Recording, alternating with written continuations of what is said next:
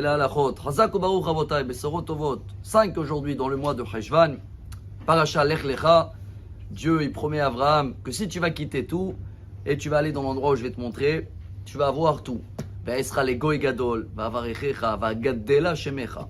Un des promesses de Dieu, c'était je vais grandir ou ragrandir ton nom.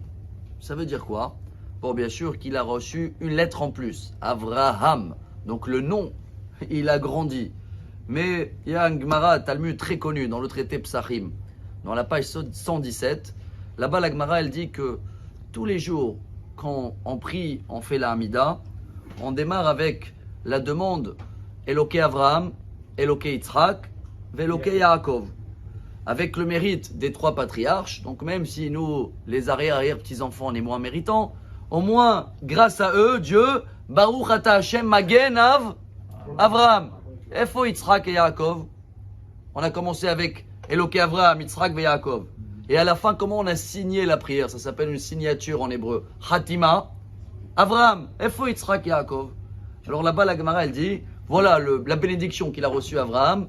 Becha Hotmim, la signature, la finale de cette bénédiction, ce sera que avec ton nom et pas avec ton fils Yitzhak et ni ton petit-fils Yaakov.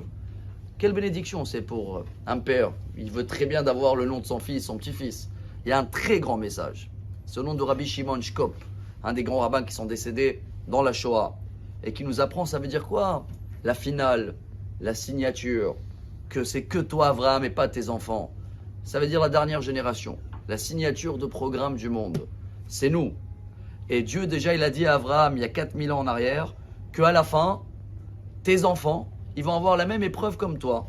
Autour, ça va être comme la tour de Babel. Ils sont tous, c'est quoi Babel en hébreu? Boulbal, ils savent pas. Moi, oui, les vaccins, je monte, les technologies, la lune. Tout est la force de l'humanité. Et pour lutter contre tout ça, il faut être aujourd'hui comme Abraham. C'est pour ça qu'on dit en hébreu Magen Avraham. En français, on m'avait dit bouclier. Ça veut dire qu'aujourd'hui, on doit avoir cette force d'Avraham. Et c'est pour ça que j'ai trouvé quelque chose de très beau. Quelle est la mitzvah, la seule mitzvah de la paracha, c'est quoi? Brit Mila. Regardez dans les statistiques.